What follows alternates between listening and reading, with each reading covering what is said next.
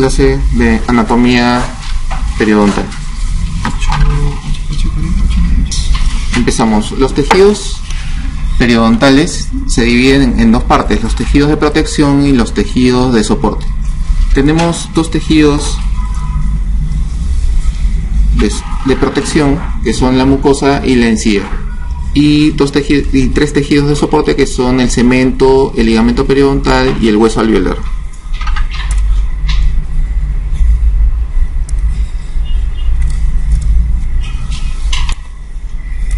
Bien. La formación del periodonto se inicia en la semana 18 de vida intrauterina, ¿no?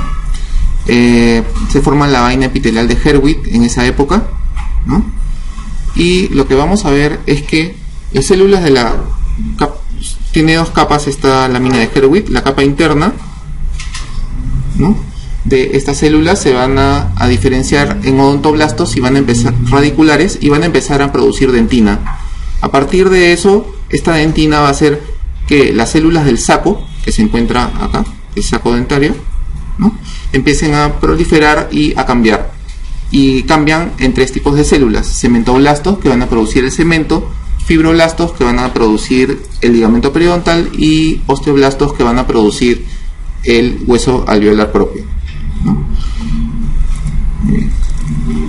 Tenemos una vista, ¿no?, de un periodonto aparentemente normal, ¿no? Tenemos, por ejemplo, el festoneado, ¿no?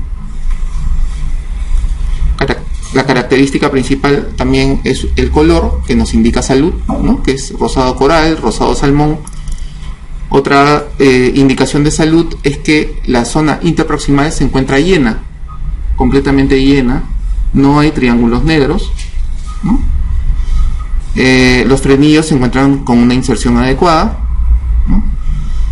Y la encía, si nosotros le pasamos aire y retiramos la saliva, esta encía es opaca debido a que se encuentra recubierta por queratina.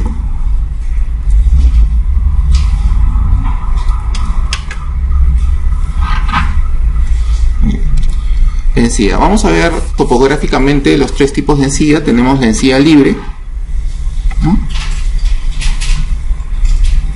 Esta encía libre se encuentra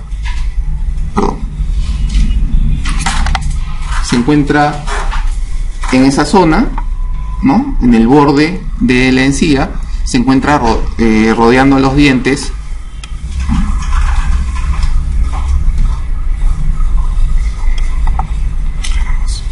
Disculpen un momentito, ahorita me adapto. Listo. Se encuentra rodeando a los dientes por vestibular, por palatino, ¿no?, y por mesial y distal. Esta encía libre tiene una consistencia firme, ¿no?, pero también es móvil. Nosotros lo podemos mover incluso con el aire de la jeringa triple o con la sonda periodontal. Rodea a todo el diente, forma parte de la papila también. Esta encía libre, después de la erupción, tiene un ancho más o menos de 1 a 1.5 milímetros. ¿Sí? Y lo que podemos ver es que tiene un epitelio plano estratificado queratinizado, ¿sí? Y eso que he marcado de negro, esa línea negra, me está demarcando el surco de la encía libre, que es el límite más apical de la encía libre. Ese surco solamente se encuentra en el 40% de la población, no se encuentra en todos, ¿sí? Y es el límite, como les digo, apical. Muy bien. Pasamos a la papila interdental. La papila interdental es la parte de la encía que tiene forma de triángulo y está limitada por tres zonas principalmente. Tres puntos: el punto de contacto, que lo vemos acá, el punto de contacto, la proyección de la unión cemento-esmalte de la zona interproximal y el cenit, ¿no? Estos tres puntos, ¿no?, si los juntamos con los otros tres puntos de la otra pieza, forman la papila. La papila tiene forma triangular, ¿no? Es un indicador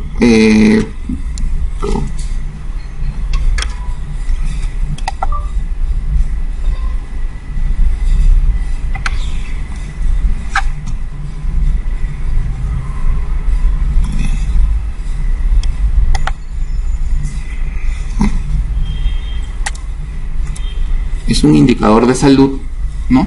Cuando la papila se encuentra llenando todo el espacio interproximal, implica que hay salud, que el hueso crestal interproximal se encuentra sano, ¿no?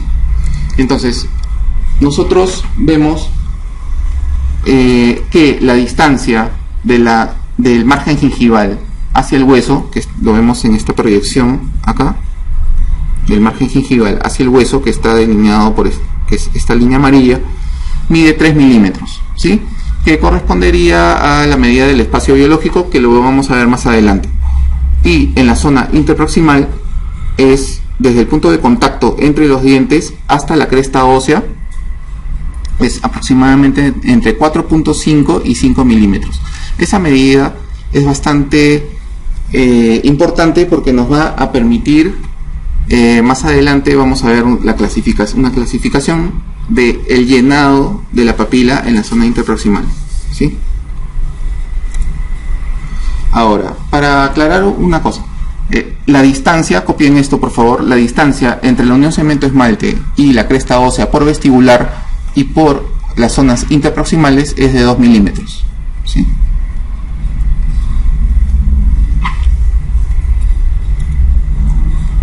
Muy bien, ¿hasta ahora alguna pregunta? Muy bien.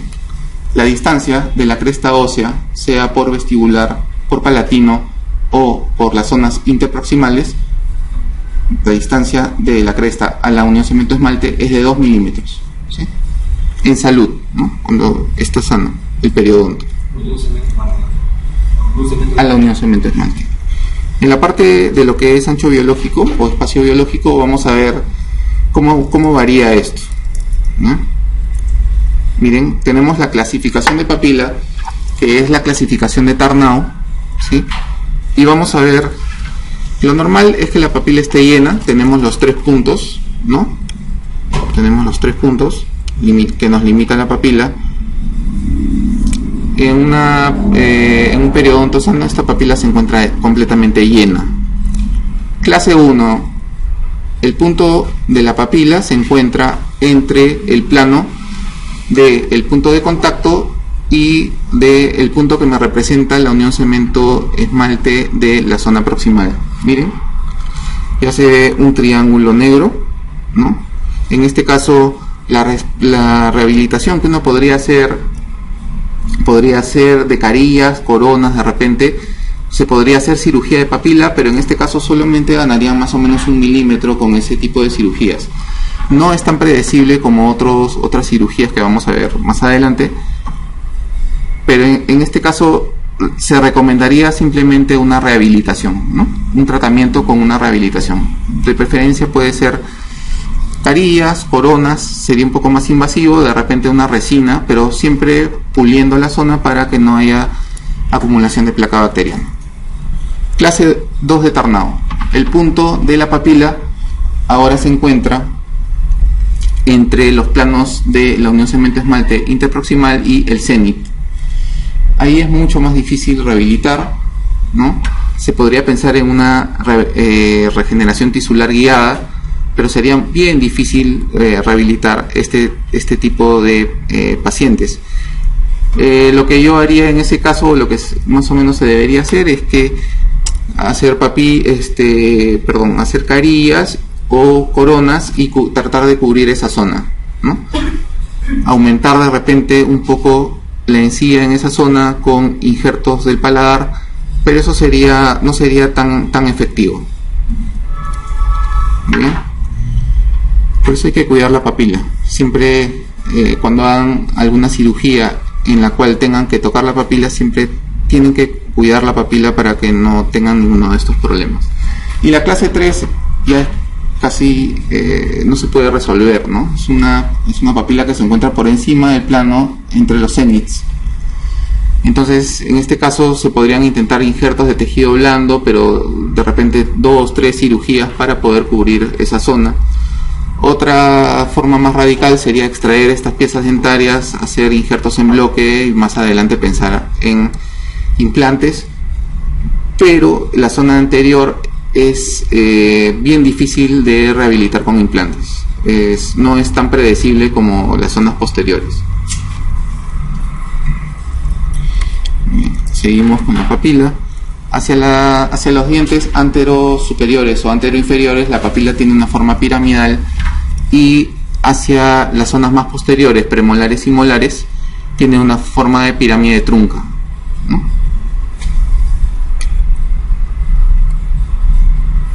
Muy bien.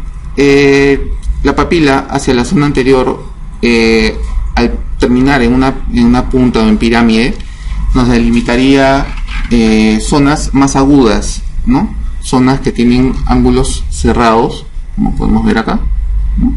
Si comparamos esto con la zona posterior, que digamos no es tan agudo estos ángulos, sino son ángulos más abiertos, ¿no? Me estaría delimitando esta forma de la papila, el festoneado.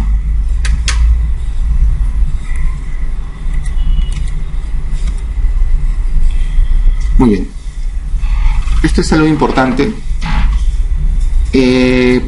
Al ser el punto de contacto un área pequeña en los dientes anterosuperiores y anteroinferiores, vamos a considerarlas como un punto, ¿no? Y no me crearía un área, no me estaría creando un área debajo de ellos, ¿no? En cambio, en las piezas posteriores, este punto de contacto es un área, ¿no? Y me estaría formando un espacio llamado col, que llamamos col, ¿no? Que vendría a ser esta zona de acá. Este col tiene dos características bien importantes. Primero, que hacia afuera es un epitelio plano estratificado queratinizado, y hacia adentro es un epitelio plano no queratinizado, estratificado no queratinizado. ¿Pero por qué? Porque hacia afuera sí y hacia adentro no. Por dos motivos. Primero, que hacia adentro está en íntimo contacto con el esmalte, ¿no? Y hacia afuera, y el segundo punto es que si nosotros tenemos un cuerpo extraño en esa zona, ¿no? Sea un alimento o un fragmento de alguna material o fibra, va a crear una zona de inflamación, ¿sí? Entonces, para que los polimorfos nucleares lleguen a esa zona de ataque, debe de no tener queratina, porque si tuviera queratina no podrían pasar, ¿no? Es por eso que el col tiene esa estructura. Hacia afuera es un epitelio queratinizado y hacia adentro es no queratinizado. Bien, vamos a pasar a la encía adherida. Disculpen, estoy yendo muy rápido. Lo que pasa es que me da un poquito tiempo y de verdad son un montón de temas. ¿Está bien? ¿Sí? Vamos entonces. La encía adherida es una encía de consistencia firme, y el límite es desde el surco de la encía libre hasta el límite mucogingival, hasta la línea mucogingival, ¿no? Entonces, esta encía tiene una característica importante, que está adherida al hueso y al cemento por fibras de Sharpey, ¿no? Que están formadas por colágeno tipo 1. Casi todo lo que nosotros podemos encontrar en el periodonto está formado por colágeno tipo 1. Más o menos, en este caso el labio no me permitió diferenciar la encía adherida, ¿no? Pero se extiende desde el surco de la encía libre hasta el límite mucogingival.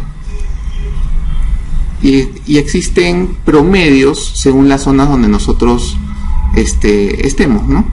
Primero, en el maxilar hacia vestibular, ¿no? Tenemos promedios de 5 milímetros entre los incisivos centrales y laterales. Los caninos puede ser que tengan 5, pero generalmente tienen 3. Entre las premolares y molares tienen más o menos 3 a 4 milímetros en la zona vestibular de las piezas superiores del maxilar. En la mandíbula tenemos dos zonas, hacia vestibular y hacia lingual. Hacia vestibular es la zona que menos encía adherida tiene, con un promedio de 3 a 4 milímetros en todas las zonas y de 3 milímetros en los caninos. Y hacia la zona interna, hacia la zona lingual, tenemos entre los incisivos y caninos de 3 a 4 milímetros, 5 milímetros en las premolares y 6 a 7 milímetros en las molares. Pero ¿por qué es esto? ¿Por qué hacia lingual es más ancho y no hacia vestibular? Es más ancho hacia lingual por la lengua, precisamente, porque la lengua se encuentra en constante rozamiento con estas zonas y se necesita un epitelio masticatorio fuerte para poder sobrepasar este rozamiento constante. Ahora, el rango total es de 1 a 9 milímetros, es decir, una persona puede tener entre 1 a 9 milímetros de encía de herida, en promedio, ¿no?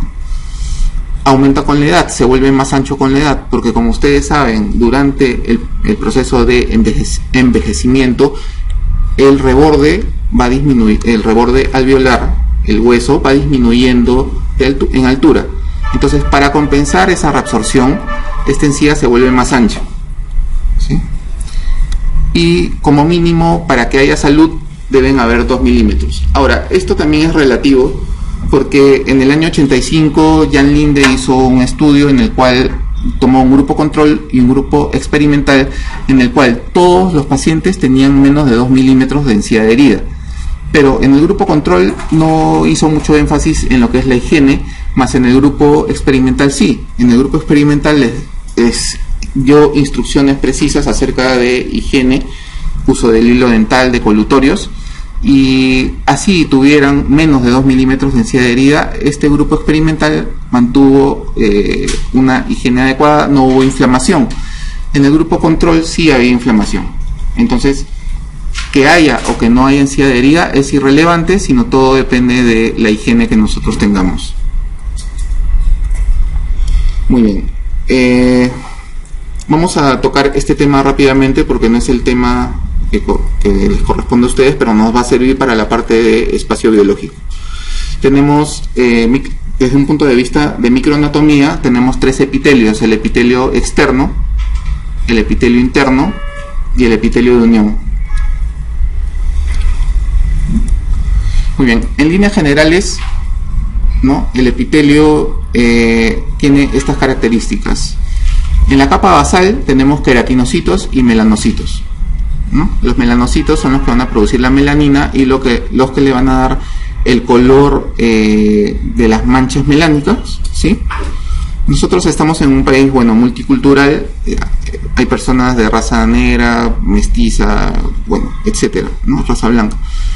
Les hago una pregunta: ¿quién tiene más melanocitos? ¿Una persona escandinava o una persona africana? Más melanocitos, ¿sí? ¿El africano tiene más melanocitos que el escandinavo? Tienen igual número de melanocitos. Es un rasgo genético. Simplemente la melanina es la expresión, ¿no?, frente a, en este caso, los rayos solares. En África los rayos solares caen perpendicularmente y en Escandinavia no, caen tangencialmente. Por lo tanto, el frío o los rayos solares hacen que se exprese este melanocito creando más melanina. Tenemos la segunda capa, que es la capa espinosa, que está formado por hemidesmosomas que al unirse con otras células forman los desmosomas. Por eso se le llama capa espinosa, ¿no?, porque parece que tuviera espinas, como vemos ahí en la figura, ¿no? Luego viene el estrato granuloso, en el cual tenemos queratinocitos y células de Merkel, y en el anterior, en el estrato espinoso, tenemos células de Langerhans, que son macrófagos modificados. Las células de Merkel, que están en la capa granulosa, son células nerviosas que van a llevar las sensaciones propioceptivas a la zona, ¿no?, de la encía. Y en la última capa, en el estrato córneo, tenemos solamente queratinocitos. Y acá también surge otra pregunta. En este caso tenemos una capa paraqueratinizada y otra queratinizada. ¿Cuál es la diferencia entre ellas? Es que las células de la queratina paraqueratinizadas tienen núcleo y las queratinizadas no tienen núcleo, ¿ya? Eso ustedes ya lo saben. Epitelio externo, epitelio poliestratificado queratinizado, ¿no? Este epitelio tiene queratina K1, K2, K10 y K12, que es la queratina para el epitelio de masticación. Y si nosotros vemos de más a menos quién tiene más queratina, el paladar es la zona que más queratina tiene. Incluso todo el paladar es encía adherida, ¿sí? Y tiene estas características porque la lengua roza constantemente el paladar cuando nosotros comemos, ¿no? La encía tiene también queratina, ¿no? Tiene este tipo de epitelio porque el alimento se desplaza hacia las zonas laterales, ¿no? Y lo que va a suceder es que este alimento, al rozar la encía, si es que no hubiera queratina, produciría heridas, produciría mella en la encía. Por eso es que es queratinizada. La lengua también es queratinizada y en última instancia los carrillos tienen un epitelio paraqueratinizado, ¿sí? Los carrillos tienen un epitelio paraqueratinizado porque simplemente sirven para almacenar los alimentos durante la masticación. Muy bien. En este caso, lo que estamos viendo es el epitelio.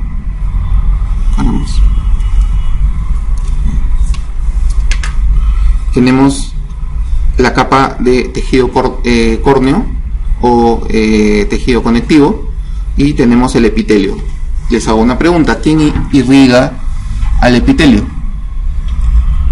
¿Qué vaso sanguíneo irriga al epitelio?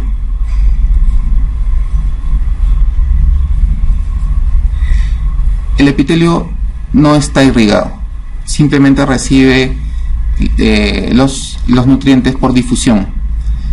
Para aumentar esa área de difusión es que el corión tiene esta forma de dedos, digitaciones, ¿sí? Que se insertan en el epitelio. Esto vendría a ser la capa del epitelio, que serían puentes, y esto sería el corión o el tejido conectivo, que tiene digitaciones, papilas, como dedos. Salud. Entonces, si nosotros hacemos un corte en esta zona, ¿sí?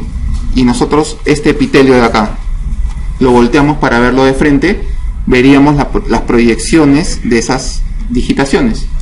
Esas proyecciones nosotros es lo que vemos expresado como el epitelio en cáscara de naranja, ¿sí? Esas digitaciones son el epitelio en cáscara de naranja. Entonces, las proyecciones de las digitaciones en el epitelio son en la cáscara de naranja, ¿no? Muy bien. Epitelio del surco. El epitelio del surco es el epitelio interno del surco y es un epitelio no queratinizado. Si juntamos el de la zona vestibular con el de la zona palatina, nos daría el col, ¿no? Es lo que ya vimos anteriormente.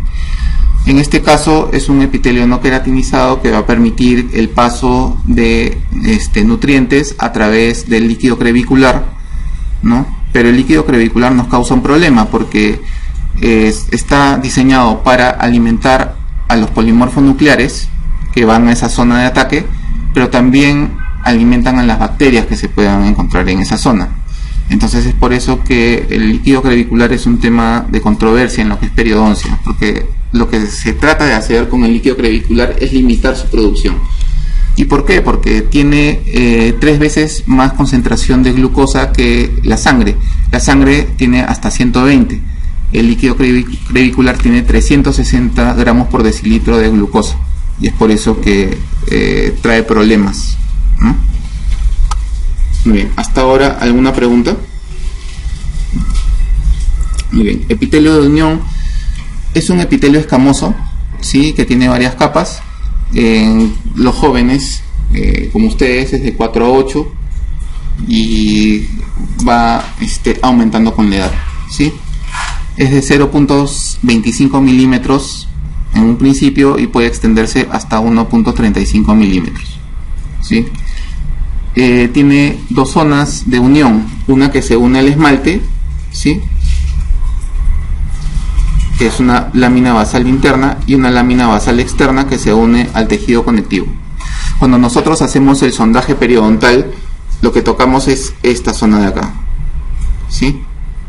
Si es que nosotros ejercemos un poco más de presión en esta zona, podemos separar el epitelio de unión, ¿no?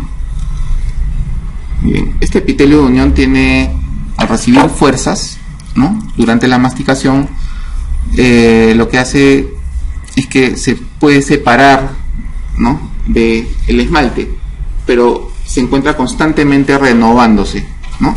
Al recibir fuerzas, las células envejecen más rápido y tiene que renovarse constantemente. Esto se llama turnover o recambio celular, que dura entre 5 y 15 días, ¿sí? Y en general, en líneas generales, anoten esto, la encía se regenera, la regeneración de la encía, perdón, dura 15 días aproximadamente, ¿sí?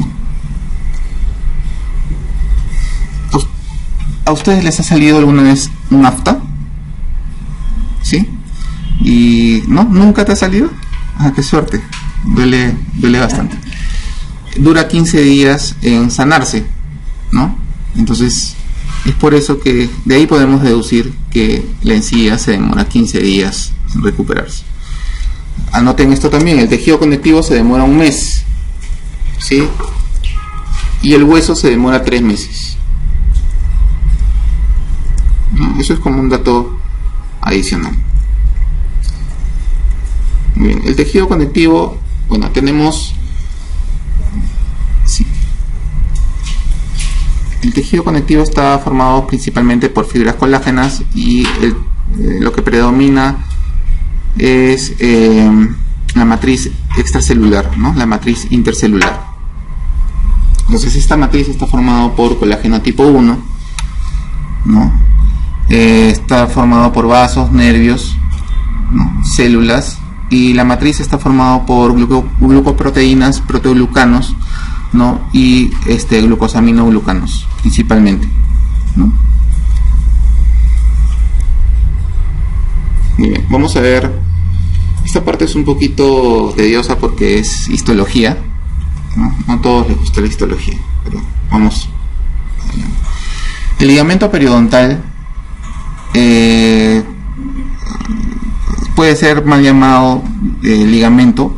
Se considera que el mejor nombre es membrana, debido a que el ligamento solamente tiene irrigación para esa estructura, más la membrana tiene irrigación para otras estructuras. En este caso, el ligamento periodontal no solamente se irriga él mismo, sino también al hueso alveolar y al diente, ¿no? Muy bien. Lo más importante del ligamento periodontal es que une el diente al hueso alveolar. Esa es la función principal de este ligamento periodontal, ¿sí? Otra de sus funciones es que disminuye las cargas, ¿no?, y las distribuye hacia el hueso. Está formado principalmente por fibras colágenas tipo 1, fibras de Sharpey, pero también fibras elásticas, ¿no?, que le dan resiliencia, y las de Oxytalan, que van a dirigir, ¿no?, cómo se distribuyen estas fibras. Muy bien, el ligamento periodontal es bastante importante porque en ellas tenemos células de regeneración. Tenemos los osteoblastos, los fibroblastos y los cementoblastos. Vamos a encontrar en este ligamento periodontal estos tipos de células. También vamos a encontrar vasos linfáticos, ¿no?, vasos sanguíneos y nervios. Tenemos bastantes tipos de fibras, son en realidad como 33 fibras, pero solamente les vamos a mostrar 6, que son las principales. A partir de estas 6, si ustedes hacen una combinación, se van a formar los 33 tipos, pero vamos a ver estos que son los principales y los básicos, ¿no? Fibras de la cresta alveolar, que vendrían a ser estos de acá, que van del diente, de la zona del cuello del diente hacia la cresta ósea. Luego tenemos fibras horizontales, que están acá, que tienen una disposición perpendicular al eje del diente. Las fibras oblicuas, que pueden ser ascendentes y descendentes, ¿no? Las fibras apicales, ¿no?, que tenemos en esta zona del ápice. Cabe resaltar que en esta zona hay una zona que no tiene ligamento periodontal. Hay una zona pequeña que se llama espacio indiferenciado de Black. Este espacio sirve para el paso de los vasos sanguíneos alveolares al diente, a través de ellos. Tenemos las fibras transeptales que van entre cresta y cresta ósea, y tenemos las fibras interradiculares que están en los dientes multirradiculares, ¿no? Bien. Las funciones de este ligamento periodontal es, como les dije, retener al diente en el alveolo. Tiene otras funciones como absorber las fuerzas de la masticación y distribuirlas hacia el hueso. Tienen función nutricia, tiene una función propioceptiva, es decir, ustedes pueden algún elemento que ustedes estén masticando, ¿no? Como cuando comen arroz y no lo han escogido bien, encuentran una piedrita, inmediatamente ustedes abren la boca. Es debido a esta sensación propioceptiva, ¿no? Y bueno, tiene función de regeneración, ¿no? Provee las células adecuadas. Hueso alveolar. Vamos a ver. Las células del hueso son los osteoblastos, osteocitos, y los osteoclastos, que en realidad son macrófagos modificados, ¿no? Tienen un break. Tenemos más o menos 2 horas. A la hora les dan un descanso o se continúa totalmente. Se continúa. Ya, bueno. Y esas son las células principales, ¿no? Y tenemos también la matriz intercelular, que está formada en un 65% por cristales de hidroxiapatita y en un 35% por proteínas. Como ya saben, colágeno tipo 1, fosfoproteínas, proteoglucanos, glucosaminoglucanos, ¿no? Son los principales componentes de esta matriz ósea. Bueno, el hueso es uno de los órganos más nobles que tiene el cuerpo. Tiene una alta tasa de regeneración, ¿no? El hueso más externo se llama hueso cortical. El hueso más interno es la médula, ¿no? Está irrigado, tiene nutrición externa a través del periósteo y una nutrición interna a través del endoósteo, ¿no? Y se encuentra en constante formación. Cada 3 meses nosotros tenemos huesos nuevos, ¿sí? Muy bien. Vamos a ver, hagamos un poquito de ejercicio mental. Este es un diente, una 3-6 o una 4-6. Esta es la raíz mesial y esta es la raíz distal, ¿sí? Tenemos esto rojo, esta línea roja, tenemos el cemento. Esta zona que parece una red es el ligamento periodontal, ¿sí? Y tenemos el hueso alveolar propio. Hueso alveolar propio, y tenemos el hueso del proceso alveolar. Entonces, ¿cuál es la diferencia entre el hueso alveolar propio y el hueso del proceso alveolar? El hueso del proceso alveolar tiene un origen mesodermal, ¿sí? Y el hueso alveolar propio tiene un origen ectomesenquimal, ¿sí? Recuerden, el hueso alveolar propio se forma a través de células diferenciadas del saco, ¿no? Del órgano del esmalte, ¿se acuerdan? ¿No? Entonces, las células del órgano del esmalte son células neurales que se alojan en el mesénquima, ¿no? En el mesodermo, y por eso se les llama ectomesenquimales, ¿no? Muy bien. El hueso alveolar propio, la unidad principal es el ostión, ¿no? ¿Y en qué consiste este ostión? Este ostión consiste en que un vaso sanguíneo, ¿sí?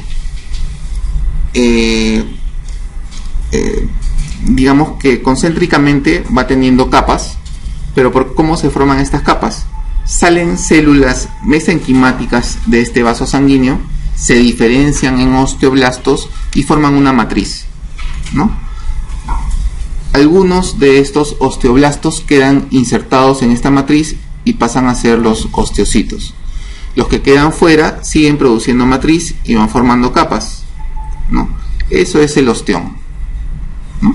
Esto que vemos acá.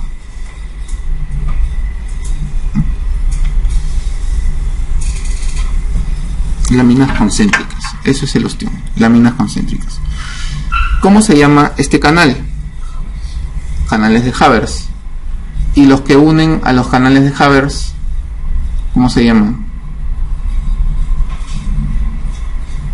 De canales de Volkmann. ¿Se acuerdan?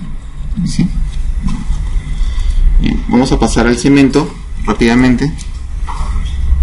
Sí, Havers y Volkmann son los tres tipos. El cemento se parece bastante al hueso, ¿no? Se diferencia en que no es irrigado, ¿sí? Y no es inervado, pero se forma durante toda la vida, ¿sí? Y tenemos tres tipos de cemento: cemento acelular de fibras extrínsecas, cemento celular de fibras intrínsecas y cemento mixto, ¿sí? Bien, el cemento celular de fibras intrínsecas es un cemento que se encuentra en la zona media de la raíz hacia la zona apical, ¿sí? Se encuentra en constante formación, ¿no? Es poco mineralizado, ¿sí? Y tiene más o menos un espesor de 150 a 250 micras, ¿sí?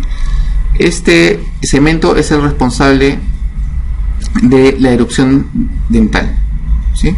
El diente erupciona a partir de la formación de este cemento. El cemento acelular de fibras extrínsecas, este cemento se forma en el cuello del diente, ¿sí? Digamos que es en la primera etapa de la formación de la raíz se forma este cemento. Tiene un espesor de 20 a 50 micras, no es muy delgado, perdón, no es muy grueso, ¿no? Y es más calcificado. ¿Por qué? Porque los cementoblastos que van a formar la matriz de este cemento tienen mucho más tiempo para poder producir la matriz y alejarse de esa matriz. En el anterior no, en el anterior, debido a que tienen que formar rápidamente el cemento, algunos quedan insertados y se transforman en cementocitos, ¿sí? ¿Ven? Acá están los cementocitos, ¿no? Es un análogo de los osteocitos, ¿sí? El cemento celular mixto es una mezcla de ambos, se encuentra en la zona media de la raíz y tiene fibras intrínsecas e extrínsecas.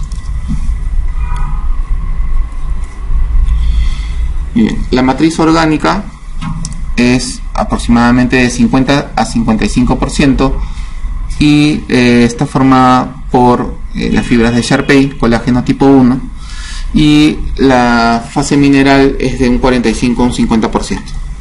Cristales de hidroxiapatita.